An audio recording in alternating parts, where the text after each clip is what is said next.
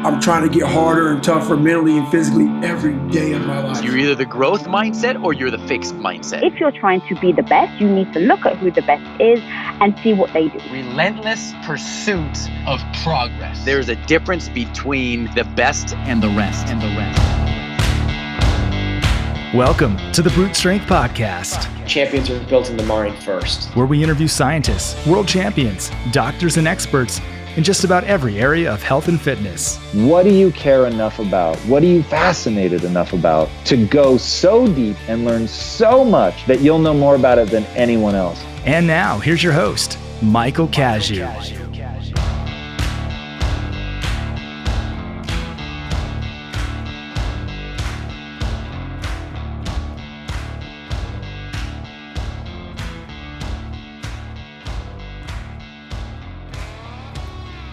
Hey, and welcome back. This is Michael Cagney, and you're listening to the Brute Strength Podcast. Today, I am on the show with Krissy Harclerode. It's a fucking tongue twister. Formerly known as Krissy May Cagney. Krissy is a great friend of mine, and it's been years since we've chatted. It was great to catch up with her. Krissy is the author of two nutrition books called Flexible Dieting and Flexible Dieting 2.0. She's also the founder of Black Iron Gym and Black Iron Nutrition, Doughnuts and Deadlifts, an outdoor apparel company. It is pretty hard to keep tabs on this young lady. Today, we talk about the transformation that she's made over the past few years.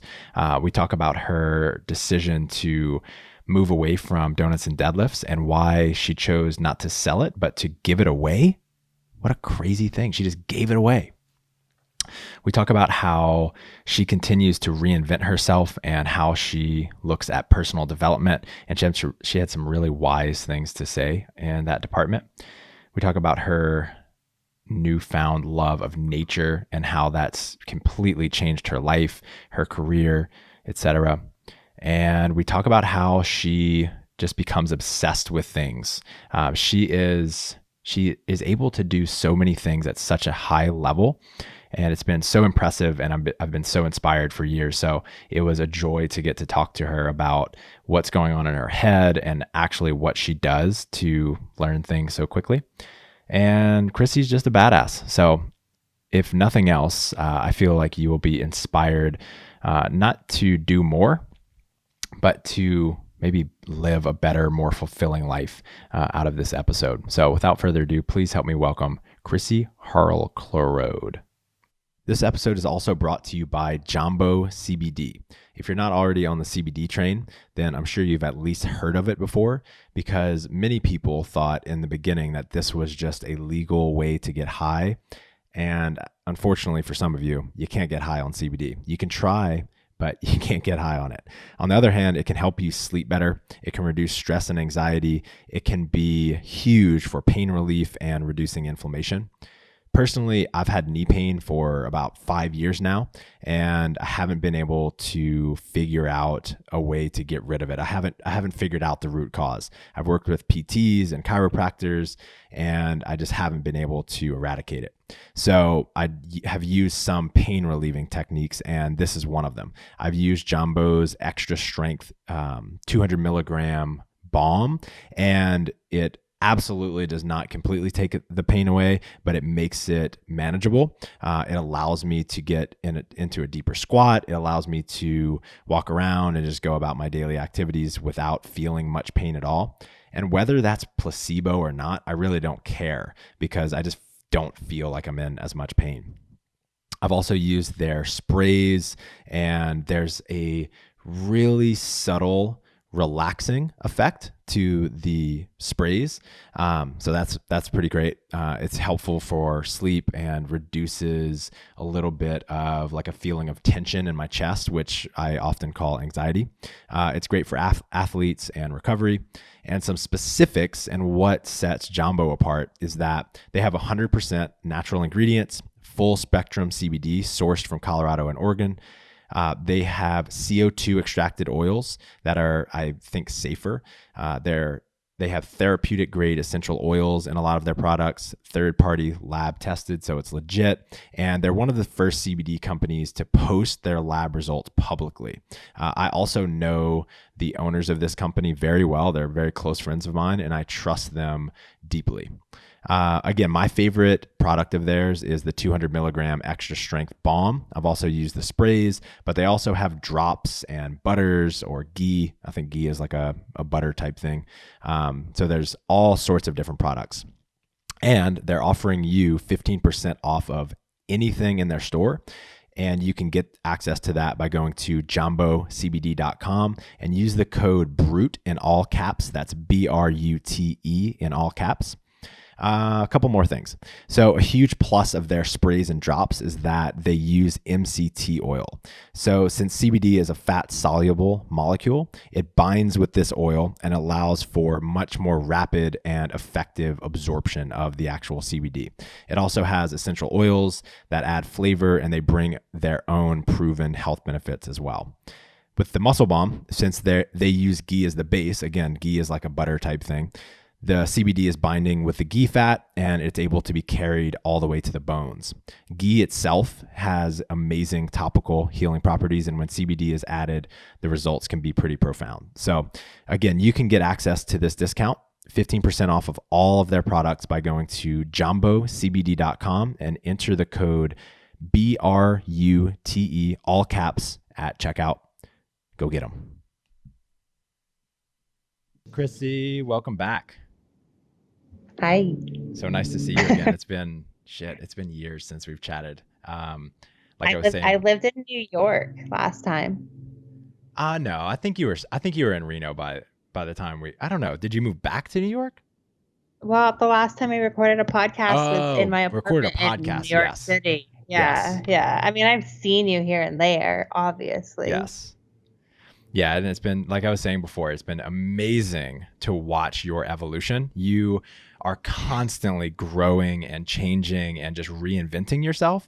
And it's been such a joy to watch the last couple iterations of Krissy over the past few years, because you feel, and I really want to dive into this as we get into it, you seem to be the most centered and like grounded in yourself. You seem to be the most like yourself that you've ever been in your life. And I want to know how that's happening.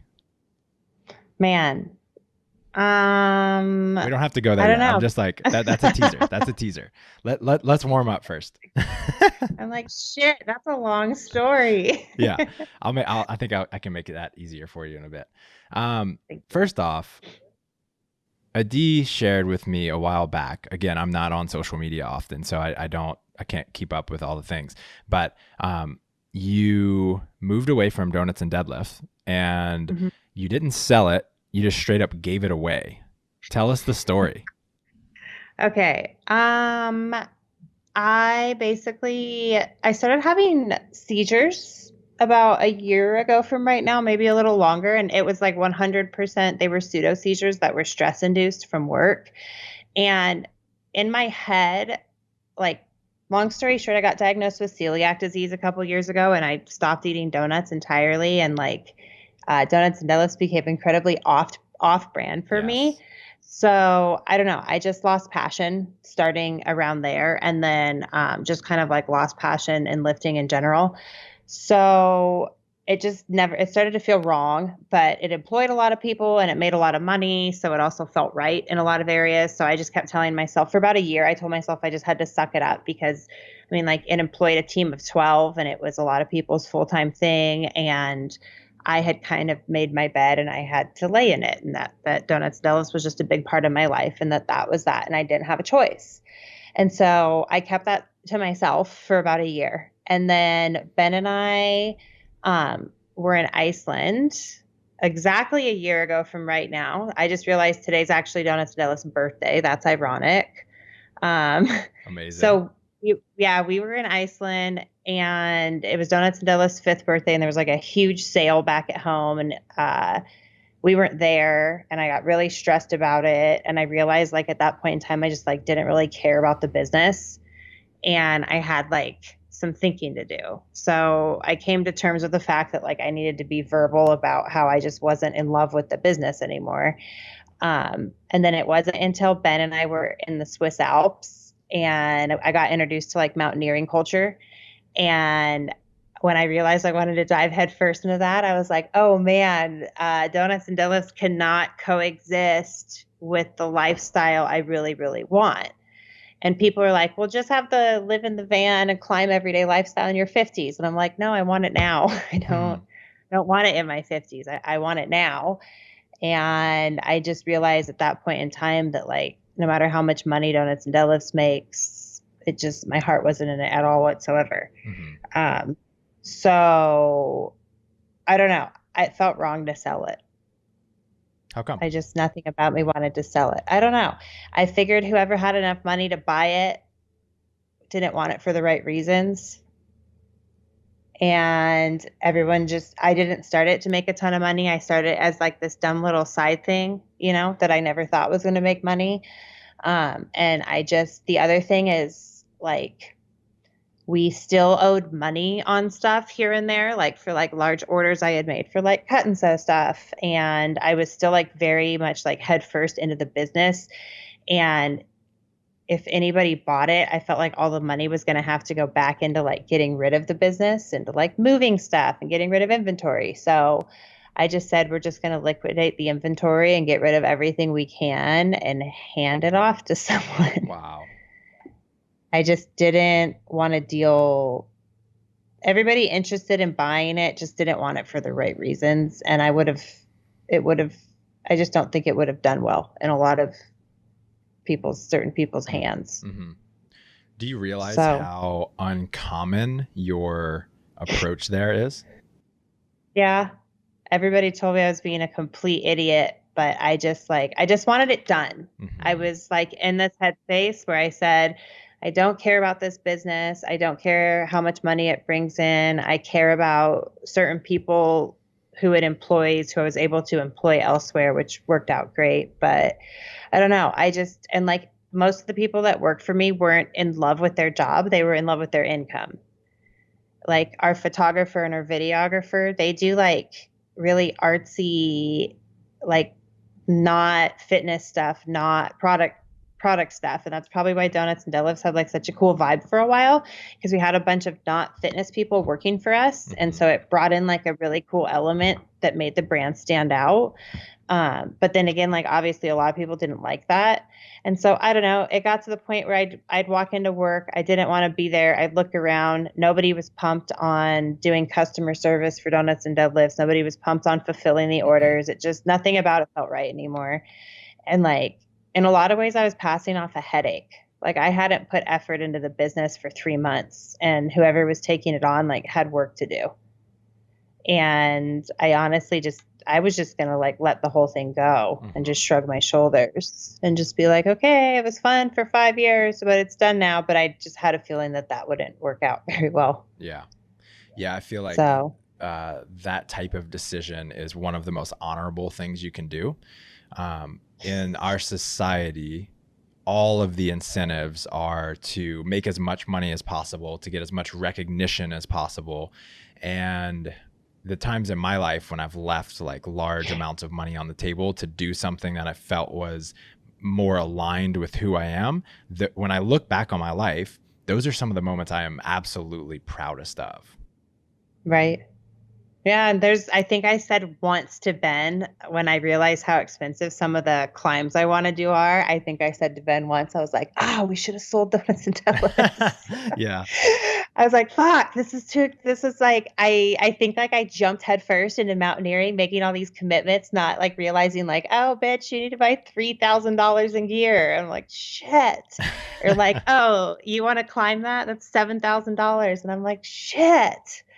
So I definitely like, there wasn't a lot of thought. I just knew that emotionally and like mentally and physically, I was done with Doughnuts and Deadlifts on every level. And I wanted it gone as soon as possible. Mm-hmm. That was like my only stipulation, was like, get it out as soon as possible. Got it.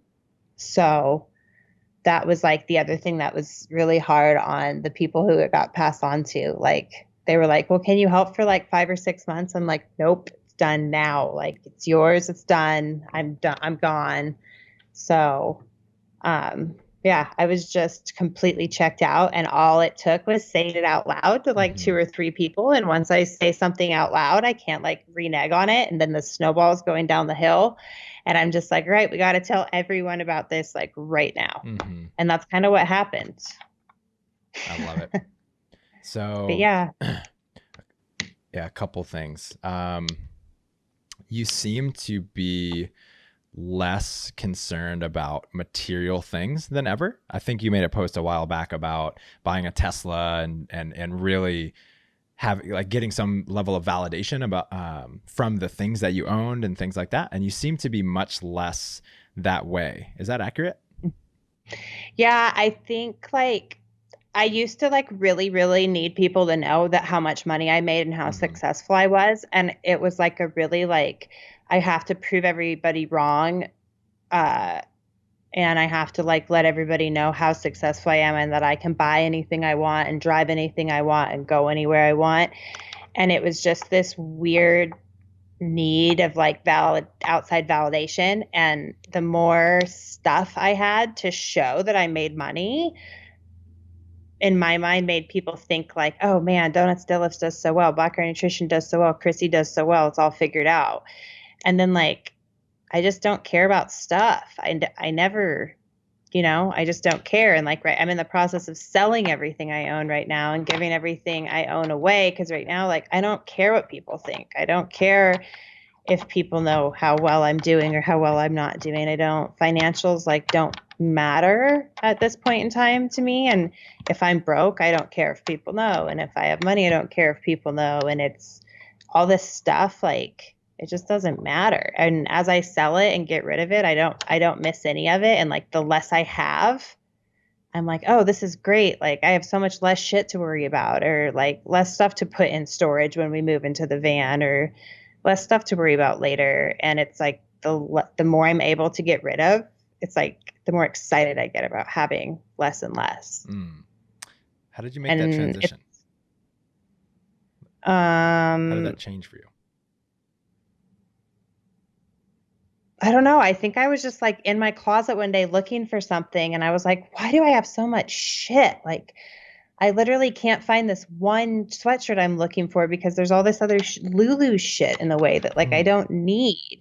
And I think back when there was like all this pressure to post like workout videos all the time, I was like, I needed to like look good in my workout videos and make sure my outfits were on point. And like that was a really big part of Instagram fitness when I was like heavy into that, was like looking the part in your videos. And then I don't know, when I stopped caring about like recording any of my videos, like I'm not worried about what I'm wearing anymore. I just, especially with climbing and stuff. And it's like, now the less I have, the better. And I think as I've started to travel more and I've like become a bit more of a nomad, it's desirable to have less because it's less shit to have to worry about, and now I'm just like, oh man, the less I have, the less options there are every day of what to put on or what to use or what to anything. So yeah. And it was like slow at first. And when I started like selling all my gym stuff, when I started lifting less, I was like, man, this is weird, but like, I don't need all these Fleo shorts and I don't need all this Lulu and I don't need all this at all, or all these shoes. And then you start selling it, and then there's like $1,000 in your Poshmark savings account, and you're like, oh shit. And then you just keep selling it. Awesome. So back to this concept of reinvention. You're constantly reinventing yourself over and over and over. What are how do you do personal development? Is it like mostly reading? Is it getting feedback from close relationships, reflection after making mistakes? Like, what are the things that have the biggest impact on your growth? I do a lot of writing personally because I'm more of like a fiction reader, and it doesn't always help me to read somebody else's like self-help, and I kind of just need to be asked the right questions by other people to figure things out on my own. So therapy obviously helps, but I have these like these decks of cards from the School of Life. Yes. And yeah, they ask, I love them. And they ask like really hard questions, like questions that are like hard to answer, about like, yourself and your desires and your needs and your faults and your worries and your concerns and your fears. And if you just go through and like read the questions, I'll just write them out. And sometimes just doing all that like stuff that really makes you look at yourself and then write about it is incredibly helpful for me, because I can sit and read somebody else's book all day, but if like I don't have a way to apply it to myself, it doesn't help me as much, because like I know nothing's about me, but like personal development's about me and making myself better. So for me, writing's just the best way to do that. I'm like you, where like I hate public speaking, and I don't know how like people do the talking stuff. And I don't know. My therapist suggested talking into my camera, and I was like, no, I'm not going to do that. I'm just going to write. But yeah, everybody that's around me calls me out on my shit, which is really nice. So like if I'm being like shitty, or if I'm being mean or just not my best, my sister and Chloe and Ben will kind of be like, hey, you don't get to act like this. Like, why are you acting like this? And because the 3 people closest to me call me out on my shit, it's usually pretty easy for me to be like, oh man, why am I acting like this? And like really look at what's going on. And like, whenever I just write down everything that I'm feeling, it's like, it usually always helps me feel better. And then I'm usually able to like go through it all and pinpoint stuff that needs more work down the road. Yes. I think what you said about like, you don't want to read someone else's self-help stuff, I think that piece is profound. Like I've been thinking about this idea that there's this guru inside of all of us. Like the next, someone that I was speaking to recently said, like the next Jesus Christ or the next Gandhi, they're not going to come in the form of like a leader that we all look up to. It's going to be in a movement of people realizing that their teacher, their guru is already inside of them, and they need to be present and conscious. I think that is very profound, and it's such a great like practical way to quote unquote do the work, is to answer tough questions for yourself. Right. Yeah. And they are tough questions. Like, a lot of people don't want to answer them in their own heads, let alone write them down, because it's like, it makes you uncomfortable. The whole point is to be uncomfortable. So like no growth ever comes when you're in a state of comfort ever, so. Yeah. So the cards that she's talking about are, I think the company was started by this guy named Alain de Botton, I guess he's a French guy, and he's a very high level psychologist. He's written several books. They also have an incredible YouTube channel. Have you checked that out? Yeah. It's so good. They do these like I have a 5 or 10 minute skits that are like cartoons. Oh, really? And they teach little lessons. What were you going to say? I have a couple of their books over there, but I haven't read any of them yet. He's so good. There's another thing. I lost my train of thought. Anyway, okay. Tell me about nature. So you went from being so into weightlifting. You had a brief love affair with CrossFit. You did bodybuilding. You were a gym rat. And then it seems like all of a sudden, not only did you fall in love with nature, but you started a nature apparel company. So tell me, like, how did it all start, and take me on the journey a little bit about like how that relationship has evolved. So it started when I was really young, because we grew up as like really outdoorsy, campy, hikey people. And so I was like always in summer camp as a kid. We loved hiking, camping.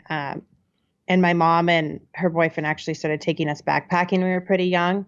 So obviously like the drugs came into play back when. And when I got sober, I actually wasn't living in Reno. So I was down living in LA, very much involved in the gym scene. So nature wasn't a big part of my recovery, because nature wasn't a big part of Los Angeles or New York City, which was where I was the first 3 years I was sober.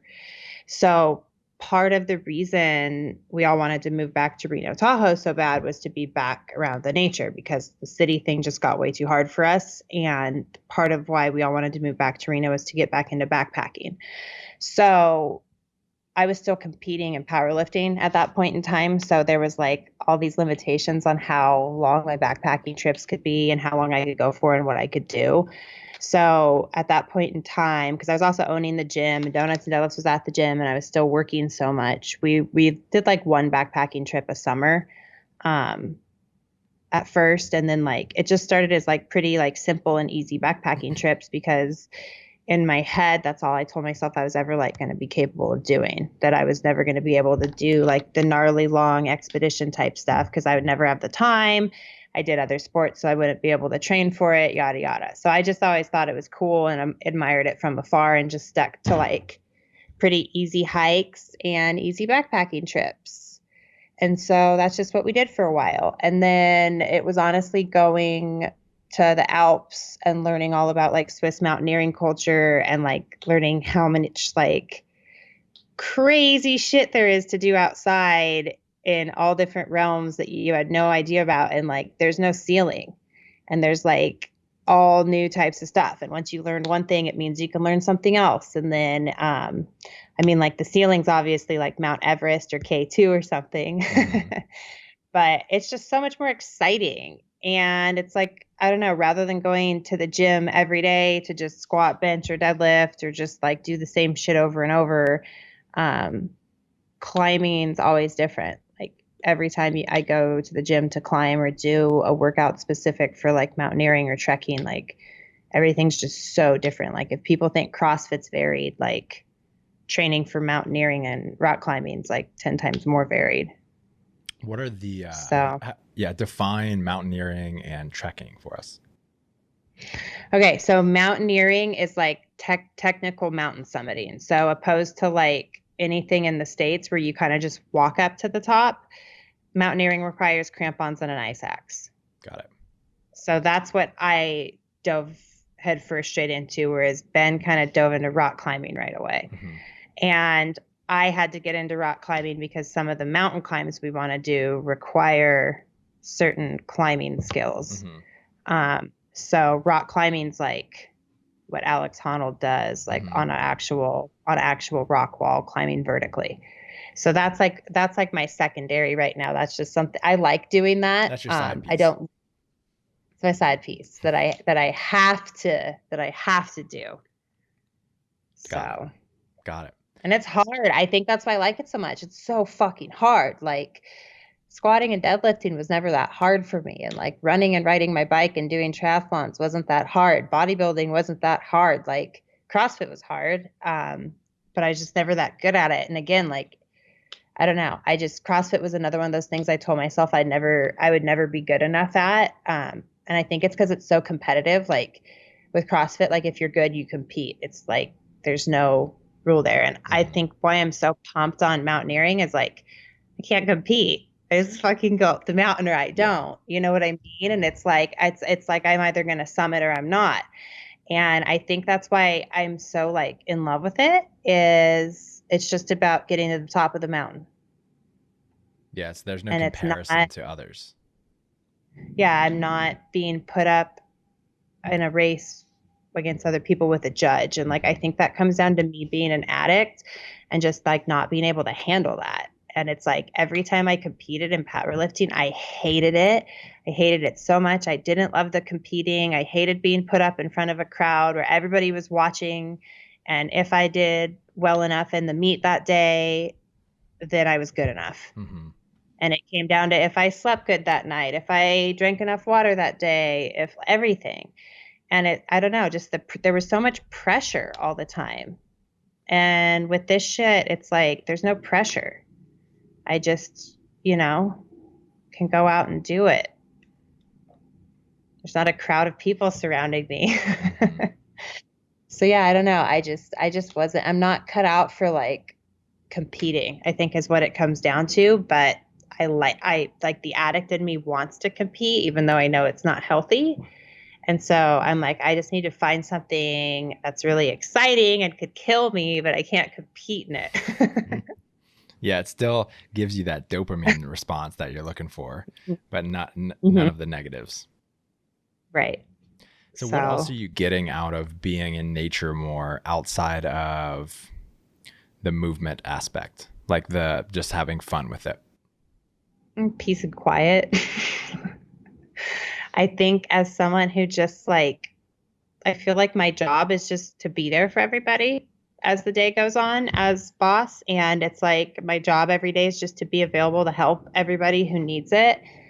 And the other thing that's kind of ironic about my situation is all my best friends also work for me. So it just seems like all day long I'm just like on the phone or engaging with people, and it's always work related. And when I go outside and I can just like turn my phone off or put it in airplane mode or whatever, everything just turns off and my brain's allowed to focus on exactly what it wants to focus on rather than whatever's grabbing its attention throughout the course of the day. And I think the biggest thing for me mentally is just like getting that shut off and distancing myself from bullshit and people. And I just didn't get that at the gym because the gym's filled with people, and I don't get that at the climbing gym because the climbing gym's filled with people, and there's not many places I can go where there's no people at all whatsoever. So that's my favorite. How has this affected your body and your body image? I definitely feel like there's again like no pressure as far as body image goes. I think my body might look better than it's ever looked, and that's probably because there's no added mental stress tacked on to things. Because I definitely notice that when there's a lot of mental stress thrown into the mix, whether it's like nutrition or body image or performance or anything like that, I don't do as well. Because I noticed when I finally moved out of bodybuilding and like into powerlifting, I was able to finally change my body in ways I never thought I could. And I think it's because it came down to like I was just focused on getting strong and not about what I look like. But then something really interesting happened. When I got sick, I started getting all these compliments all the time on how good I looked. And even though I was like losing all this weight and fat due to being sick, there was like probably like a 3-month period where I was like, I looked pretty crazy because I didn't have any fat left to lose, and I still hadn't started to lose my muscle yet. And I was just getting all these compliments about how good I looked, and nobody had ever seen me look that good. And was I secretly getting ready for a bodybuilding show again? And just like, I was just flooded with all these compliments all the time. And it was like, I don't know, it was shitty. And it like kind of brought back all these body image issues that weren't there anymore. And then they like came back. And so I went through this weird phase where like, it was probably like a year and a half ago, right before I turned 30, where I was like, I have to be in the best shape of my life when I turn 30. And I got like really obsessed with the gym again, and what I looked like. And I cared so much because I wanted people to be like, oh, wow, she's 30. She looks so good. And I got like really like weird about turning 30. So I got kind of like re-obsessed again. And what's interesting is like all the mountaineering stuff is kind of what reminded me, like, it doesn't matter what I look like. All that matters is how well I can perform and safely get up the side of a mountain. And like, I don't care what I look like right now at all. All that matters is like my skills and my ability to be safe. And that's all that matters. So I just need to be able to get up the side of a mountain in a certain amount of time with other people. So much less pressure. For sure. One of my favorite things about you is how like obsessed you get with things and how deeply you go like so quickly, whether that be photography, powerlifting, running your own gym, your apparel companies, now nature. Is there a theme to how you pick the next thing to get obsessed on? Or is there like a pattern for how you find the next thing to work on, or the general direction that you're moving in? It kind of just always falls in my lap. on accident. Like the photography thing happened because I was bad at YouTubing and I had a camera and I was like, fuck, I'm just going to learn how to use this thing because I don't have anything else to do right now. And it was just there. And I was like, oh, wow, I actually really like this.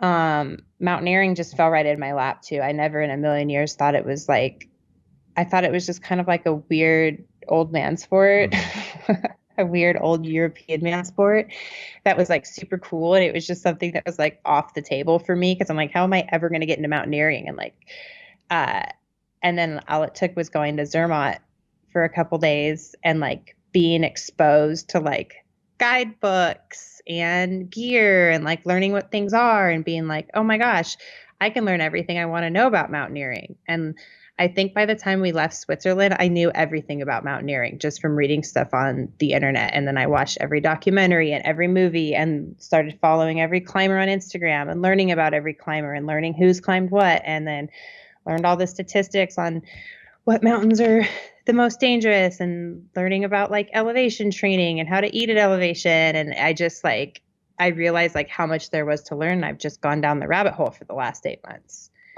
And I think I just, when I get excited about something, I just am like, well, this is where all my free time's going for right now. And then every now and then something really grabs, like photography and mountaineering, the van too, like doing the van build. That's something I could totally see Ben and I doing for other people, is building out their vans for them. And it's like certain things just grab me differently than other things. But yeah, it's just always stuff that just kind of falls in my lap somehow. And it's usually me seeing something and being like, huh, that's interesting, or that's cool. And starting to do my research. And sometimes I shrug my shoulders and don't give a shit about it. And I forget about it, you know? And then there's other things where I start doing my research and 4 days later, I'm telling Ben, we got to get fucking rid of donuts and deadlifts so we have time to climb everything. Amazing. So when you find your new love each time, are you still trying to keep up with the other things that you were interested in? Like, for instance, as you're falling deeper in love with nature, are you still trying to keep up with, I don't know, powerlifting, what's going on in the powerlifting world, for instance, or do you just make kind of a sharp transition?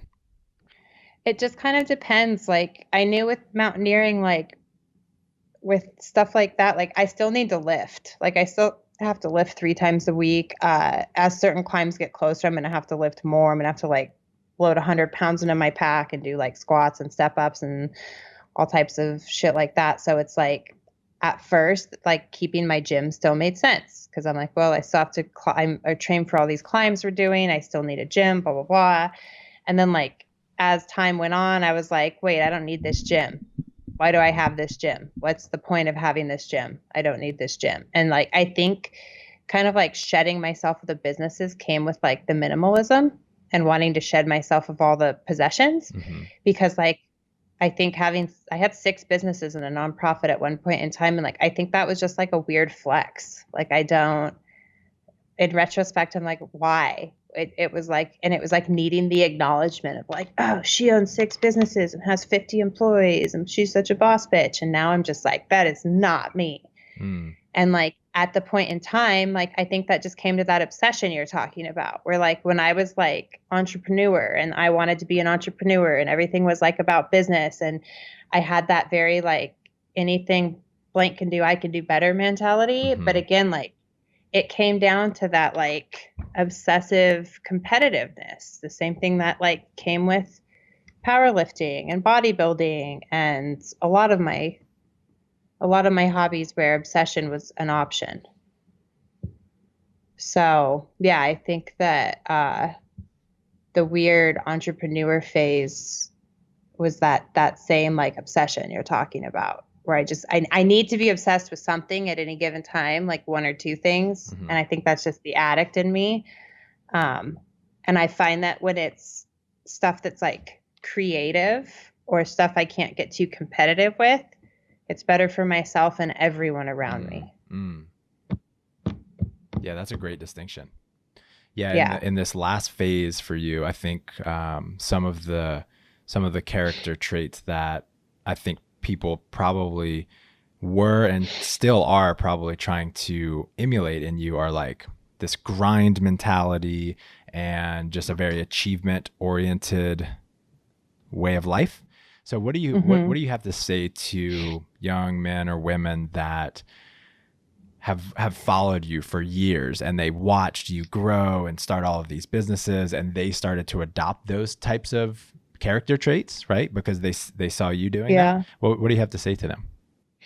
That's interesting you asked that, because I had like 2 people in the last week tell me I'm not inspiring anymore because I don't talk about business. And like, Jeez.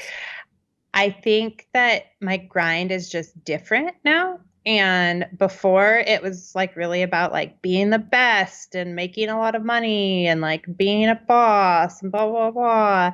And now I'm like more discreet about it. Like, I have like more sources of income than ever now, spread across like different things, but it's like I have like everything set up in the sense that I don't have to promote my businesses as much, and I don't have to be as salesy. And I think that people just like see what they want to see and just assume that because I don't have 6 businesses anymore, I don't still like work as hard, and I don't work as much. I work just as hard. I just don't work as much. And if you're in a position where you're like skipping holidays with your family because you need to work, like that's not good. That's not freedom. And I got to the point where like I didn't feel free. I felt in a cage by my businesses, by half of my businesses. And they were running me. I wasn't running my businesses, and that's not cool. That's not anything anybody should like aspire to. And I was working 7 days a week. I was working from the second my eyes woke up. It was grab my phone, start answering emails in bed till 10 p.m. at night when I got in bed. And like, it just doesn't matter how much money you make or how much clout you have or how many employees you have or the numbers. Like, that's not living, you know? Hell yeah. It's not. Hell yeah. And it didn't matter. And I didn't care about all the money or anything anymore. I just sit up and I'm like, oh my God, I want to work half as much. We'll work just as hard. We'll have half the money we have. We can still travel and do things. We're just not going to be able to, you know, we're going to have to just change things. And he's like, oh my God, yes, please. I'm exhausted. And it was scary at first, and we definitely don't save nearly as much, and we've had to change a lot of stuff about life, but I don't know. I like it. Yeah, that's the most refreshing thing. What comes to mind for me, and so I've experienced a lot of similar things, and the first thing that comes to mind is like every time I've had such a love-hate relationship, mostly hate relationship with social media in particular. I'll get on it for a year and then off it for 2. And right now I've been pretty much off of it for 2.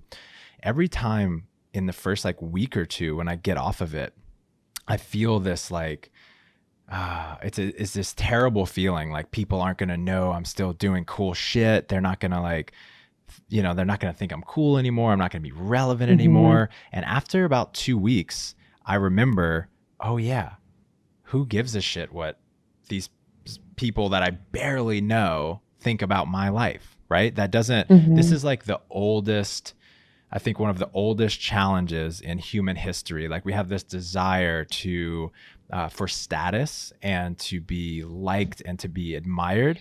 And human beings have realized for thousands and thousands of years that that is a worthless pursuit, right? People spend their entire lives trying to achieve more and more and more status only to find out it's not fulfilling in the end. So it's so admirable that you've figured this out at such a young age and you're living it. Yeah, it's like, I don't know. It took me long enough. It's funny because I'm just like, man, I wish I'd have figured all this out earlier, but I'm glad I didn't. I wasn't ready before, you know? And I don't know, there still absolutely is that pressure to like show up and be present on social media and stay relevant for like the purpose of like my businesses and everything like that. But like example, I don't think I've posted for like 10 days or gone on there for 10 days. And I just like, I don't put any pressure on it. If I don't want to post for a month, I just don't post for a month. The show's still going to go on. I don't need to bend over backwards to serve other people in pictures and captions. Amen. I don't know. How's your health? What's the latest? It's interesting you ask, because I actually was just talking right before we went to, even in South America, I was telling Ben that I feel healthier than I've ever felt in my life. And then the day we got home, we both got sick, started to feel sick. And we're like, oh my God, we have the fucking coronavirus. So we thought that we were sick with that, which was scary at first. And when we were calling the hospital, like we have no respiratory systems. It's all digestive health. So it's interesting because I've had like all these digestive problems for 2 weeks, which actually are mimicking gastroparesis again, which is what I was sick with for so long. So I don't want to speak too soon, but I'm just hoping that go see the doctor in like 2 or 3 weeks. But up until recently, I was feeling very healthy, better than ever. But I'm scared that my gastroparesis might be coming out of remission, which totally sucks. So, I mean, you've been through some shit the last few years. I'm sure that one thing after another. Yeah. I'm sure you've learned so much during that time. Like how now, this, like even in this period where you might be having like, I don't know what it would be called, a relapse, or like you might be a flare up. How do you approach it mentally? I just remind myself that I possess all the skills mentally and physically to figure this out, and that if my stomach is not working again, I know what I have to do. I know that I have to stick to a more liquid diet, drink lots of bone broth, stuff like that. So luckily, the difference is like before I went almost a year having to manage that illness, not knowing what it was.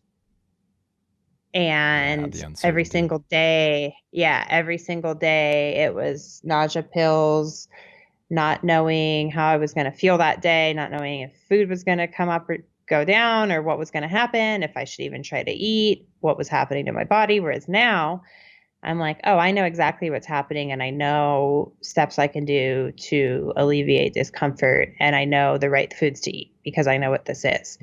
So I think it's interesting, like knowing what this illness is, like it's easier to handle compared to the not knowing. And there was a year of not knowing what I was sick with, and that was awful. So it's once you know that you can do something. And I saw a really interesting quote the other day saying that like everyone always tells sick people like, oh, they're so brave for handling what they're handling, but it's like you don't have a choice. Like what other choice do you have? You have to handle what you're handling. You know what I mean? And it's like it's one of those things. It's like it's not bravery. I mean, like it is, but it's just like you're just handling a shit hand you were dealt, you know what I mean? And I don't know, knowing what you've been dealt is a lot easier than like having absolutely no idea what's wrong with you. But the interesting thing is that Ben feels sick too. So that's what leads me to believe that we hopefully might have just caught something in Bolivia, like our last day there, like a stomach bug. I don't know. I don't know what we could have caught. Yeah, hopefully you definitely got didn't drink corona any water. and now you're over it, and then you can't get it again. That's what I was hoping. Yeah, that's what I was hoping. But I haven't there's been like no coughing, no sore throat, no anything. And my fever only got up to 101. And I was really sick the first week we got back, like so sick. I couldn't even get off the couch. And I was like, I'm going to fucking die of the coronavirus. And then I never coughed. I never got a sore throat. So the doctor said that he really didn't think we had it and just to stay home because they were low on tests. So we stayed home and we still just don't feel great, but we'll see. At least it's a great time to stay home and do fucking nothing. Yeah. It works out well. I hope they come out with tests. I think they might already be available, but maybe not where I am, to check if you've had the virus already. because I am, I don't know, 50-50 on if I had it already. We were in New Zealand for a couple weeks in January, and I got the sickest that I've been in like 5 to 10 years. I had a super dry cough that lasted for a week. One of the worst coughs I've ever had. I had fever for days, and the whole thing probably took totally like had a it. week or two. It sounds like it, right? Yeah, totally. It was brutal. I can't believe that you traveled and couldn't get a test. Well, I didn't even, like, whenever I started getting sick, we were just hearing about this starting in China. So I didn't even consider that it was possible that I got it, you know? Okay, yeah. Meanwhile, it's like everywhere. Yeah.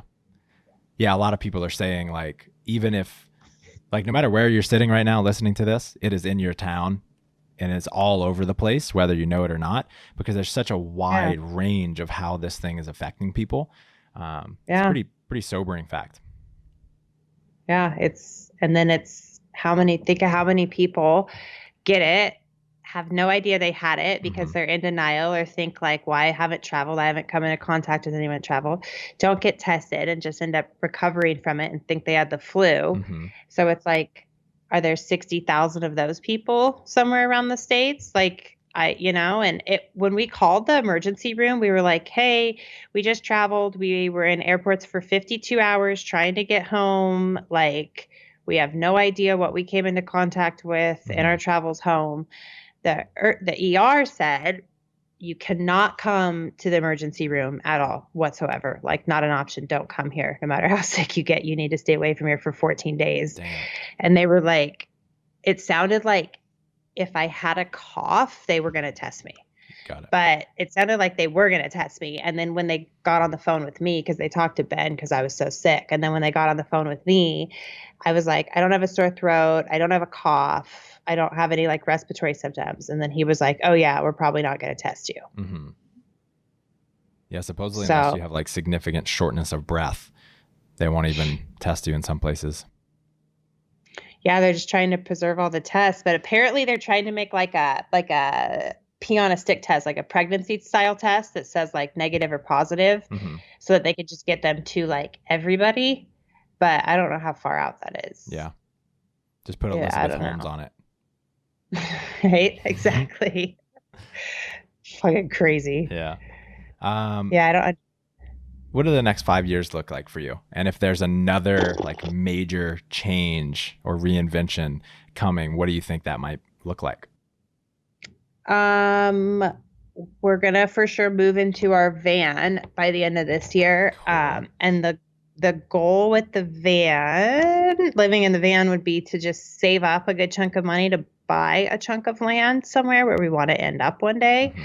I could see that being like Seattle, like the Rainier area, South Seattle, maybe the Cascades area. So the goal is to buy a piece of land somewhere, and I don't know when we'll build on it, but sometime in the next 5 years. And then what we'd really like to do is like build out a couple more vans and have like a adventure van rental company. Ooh. So, you know what I mean? And have like 2 or 3 vans that we built out and they just stay here in Reno, because Reno's like prime location for everywhere around Reno. Like Reno itself isn't that cool, but we're driving distance to like all the coolest states around us. Like Utah's badass. We're like 4 hours from Yosemite, NorCal, Oregon, everywhere. So I could totally see us doing that as like a side thing. But I don't know. I'm just kind of going where life takes me. We have like we have a list of all the climbs we want to do for like the next 2 to 3 years. And then the issue with mountaineering becomes affordability. And once you want to start doing some of those like big Himalaya climbs, you need like 30 grand. And so it becomes a very expensive sport, but luckily we don't have to worry about dealing with that level of climbing for like 3 or 4 more years. So we can figure it out then. But yeah, I think the next couple years are just going to entail living in a van, getting really good at climbing, trying to run my businesses from a van. And I'm like reverse. Yes. Yeah. I wish you better luck. I wish you better luck than Adi and I when we first met. We lived in that travel trailer for a bit. I remember. And like, I think I don't know. It was a combination of like we had just met, so we were so obsessed with each other. We had just started our businesses, so I had no idea what we were doing. And we were in all of these new great places. We did not get a lot of good work done. So you and Ben have been together for a while. You have tons of experience running businesses. So I think you're going to crush it. I think the nice thing about Black Iron Nutrition is it's already remote and that business runs itself, like how we have things set up, and it doesn't require me to like go into a place of work every day. So Black Iron Nutrition is such a well-oiled machine at this point that I'm not worried about that. Any apparel stuff is definitely a little bit of a concern logistically of how we're gonna make that work. But Reno will still be home base. We'll still be in Reno at least like once a month, and sleep at my mom's when we can, you know. Awesome. And then, the other thing, I definitely still thinking about writing a book. I don't know if anybody's going to fucking read it, but we'll see. No, I'm sure no one will read it.